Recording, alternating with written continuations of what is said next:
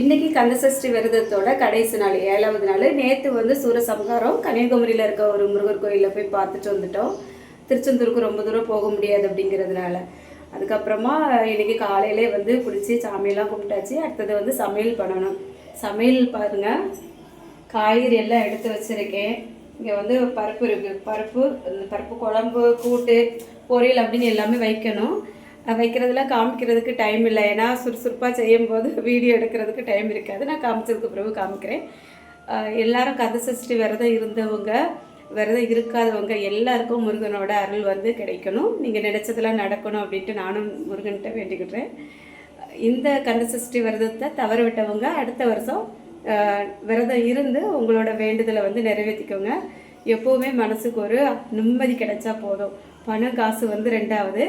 எந்த கஷ்டத்தையும் தாங்கிக்க ஒரு சக்தி நமக்கு கடவுள் கொடுத்தாலே போதும். அது ஒத்தைக்கு தான் நான் வந்து நினச்சிட்டு விரதம் வந்து இருந்துகிட்ருக்கேன்.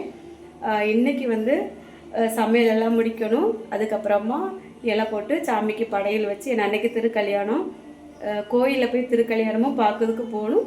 போயிட்டு வந்து நான் உங்களுக்கு அதுக்கப்புறமா வீடியோ எடுத்து காமிக்கிறேன். நேற்று வந்து காலையிலேருந்தே நைட்டு வரைக்கும் எதுவுமே சாப்பிடலை.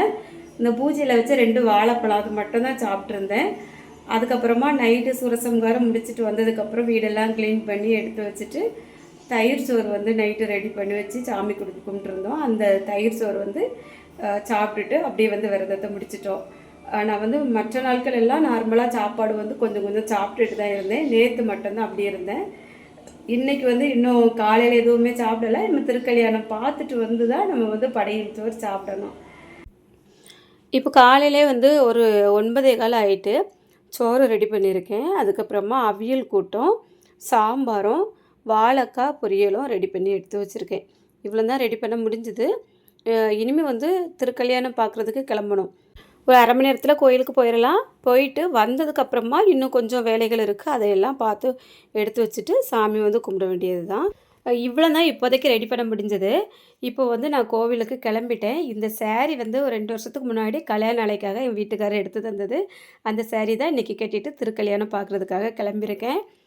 போயிட்டு வந்ததுக்கப்புறமா இன்னும் கொஞ்சம் சமையலெல்லாம் பண்ணணும். வீட்டில் இருந்து ஒரு 9:30க்கு கிளம்பணும் நானும் என் பையனும்.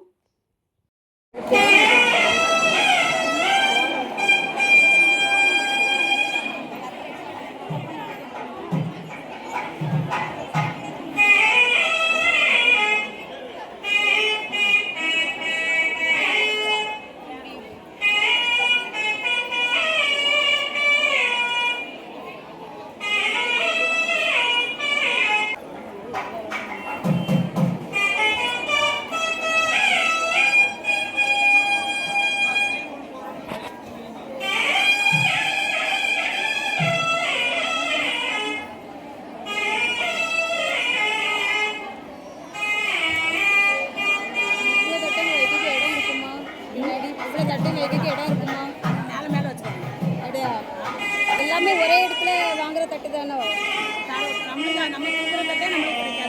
ஆமாம், அதான் கேட்க. தட்டு எல்லாமே ஒரே மாதிரி தான் இருக்கு. இதெல்லாம் சேர்த்து அமௌண்ட் கொடுத்து வாங்குவாங்களோ? தட்டுக்கு வந்து 1500. அதான் இங்கே ரெடி பண்ணி கொடுத்துருவாங்க.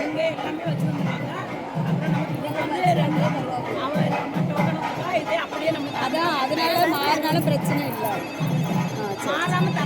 தர முடியாது. அதான் நான் கேட்டேன். வீட்டிலேருந்து கொண்டு வராது நம்ம தட்டு பார்த்தாங்கல்ல. விலைவாசியெல்லாம் போயிடுச்சு. முன்னாடியே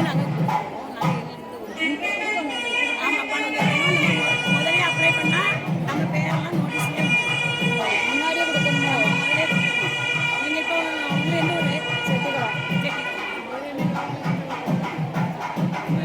நாங்கள் கோயிலுக்கு வந்து என்ட்ரி ஆகியும் 10 மணி ஆகிட்டு இங்கே வந்ததும் உள்ளே போய் சாமியெல்லாம் சுற்றி கும்பிட்டுட்டு வந்துட்டோம். இங்கே எல்லாருமே சீர்வரிசை தட்டோட ரெடியாக இருந்தாங்க.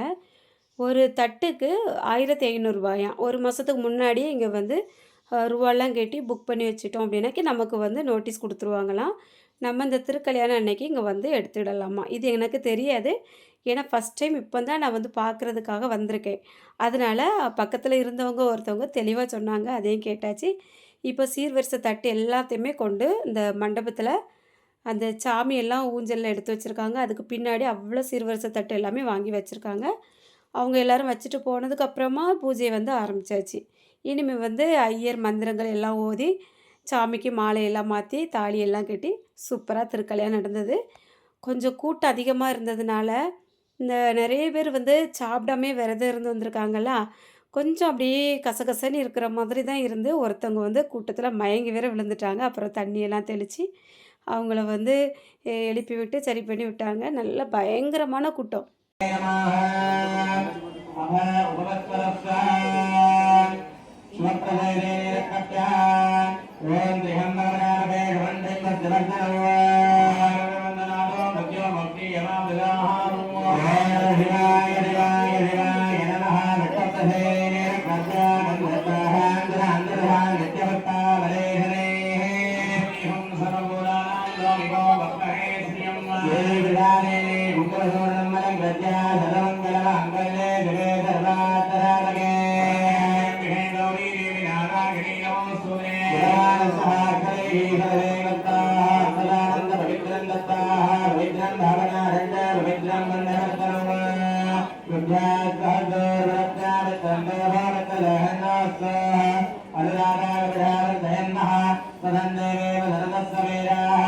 பிரார்த்தனை செய்துள்ளோம். இதற்கு அடுத்தபடியாக இடமான சங்கல்பமானது நடைபெற்று அடுத்ததாக புண்ணியாகவாசனமானது நடைபெற இருக்கின்றது.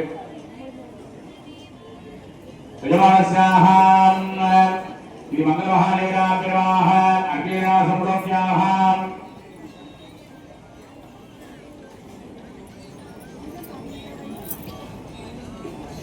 எல்லாரும் மகாகணபதி நல்ல பிரார்த்தனை பண்ணிக்கோங்க. உங்கள் வாழ்விலே என்னென்ன வேண்டுதல்கள் வேண்டுவனவோ அதையெல்லாம் நேரத்திலே இந்த மங்களகரமான சுப முகூர்த்த நேரத்திலே மகாகணபதி மற்றும் ஸ்ரீ வள்ளி தேவ சேனாசவேன சிவசுப்பிரமணிய சுவாமியுடைய வேல்முருகன் சுவாமியுடைய திருப்பற்பாதத்தை மனதிலே பிரார்த்தனை செய்து அவருடைய திருநாமத்தை மனதிலே பிரார்த்தனை செய்து வேண்டுவோமே. ஆனால் கண்டிப்பாக எம்பெருமானுடைய அனுகிரகமானது நமக்கு வாழ்விலே என்ன வேண்டுமோ அதை தருவார். ஆகையினாலே எல்லோரும் மனதார எம்பெருமாட்டியை பிரார்த்தனை செய்து கொள்ளுமாறு கேட்டுக்கொள்ளப்படுகின்றார்கள். இந்த நிகழ்ச்சியின் முதற்கட்டமாக மகாகணபதியை நன்றாக பிரார்த்தனை செய்து கொள்ளுமாறு கேட்டுக்கொள்ளப்படுகின்றார்கள். ஓம் பிரபந்த மகாகாய சூரியஹோதி சமப்பிரபா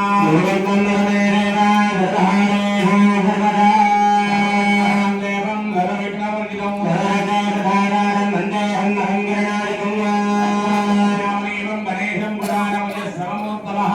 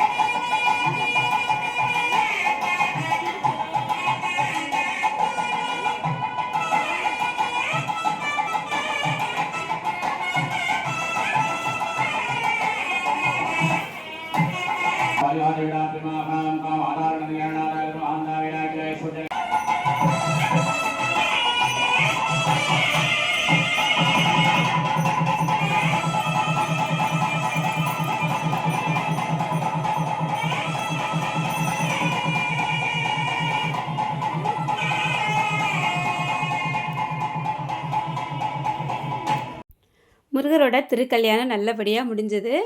இது வந்து நான் ஃபோனில் வீடியோ எடுத்துகிட்டு இருந்தேன். ஆனால் எல்லாத்தையும் கவர் பண்ணேன். இந்த தாலி வந்து எடுத்து கொடுக்கக்கூடிய நேரத்தில் பார்த்தீங்கன்னா, ஃபோன் வந்து ஸ்டோரேஜில் வீடியோ எடுக்க முடியாமல் ஆயிட்டு. இது வந்து வேற ஒருத்தங்கிட்ட இருந்து கடன் வாங்கின வீடியோ. இப்போ நல்லபடியாக நம்ம பார்க்கும்போது ரொம்பவே அழகா இருந்தது. ரொம்ப சூப்பரா அந்த கலர்ஃபுல்லா அந்த மாங்கல்யம்லாம் எடுத்து குடுக்கும்போது ரொம்ப நல்லா இருந்தது. பார்த்துட்டு நம்ம வந்து அப்படியே வந்து வீட்டுக்கு வந்தாச்சு. அங்க வந்து சாப்பாடு எல்லாம் ரெடி பண்ணியிருந்தாங்க. நெறைய பேர் அங்கேயே சாப்பிட்றதுக்காக வெயிட் பண்ணிட்டு இருந்தாங்க. ஆனா எனக்கு வந்து டைம் இல்ல.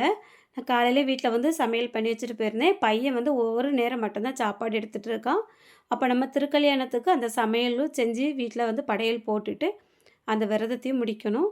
கோயில்ல சாப்பிட்றதா இருந்தா வீட்டுக்கு வரதுக்கு 3 மணி ஆயிரும். அதனால வீட்டுக்கு வந்து நான் என்னலாம் பண்ணியிருக்கேன் பாருங்க. வந்ததுக்கப்புறமா பாயாசம், வடை, தயிர் பச்சடி இவ்வளோ பண்ணி எல்லாத்தையும் எடுத்து சாமிக்கு படையல் வச்சுருந்தேன். படையல் வைக்கும்போது வீடியோ எடுக்க முடியல. அப்புறம் 2 பேர் நம்ம வீட்டுக்கு சாப்பிடக்கு வந்திருந்தாங்க. அவங்களுக்கும் சாப்பாடு குடுத்துட்டு நல்லபடியா விரதத்த முடிச்சாச்சு. இந்த ஃபோட்டோ வந்து நான் சாப்பிடறதுக்கு உட்கார்ந்தப்போ இலையில எல்லாம் எடுத்து வச்சுட்டு எடுத்தது தான் பூஜையில வச்ச வீடியோல.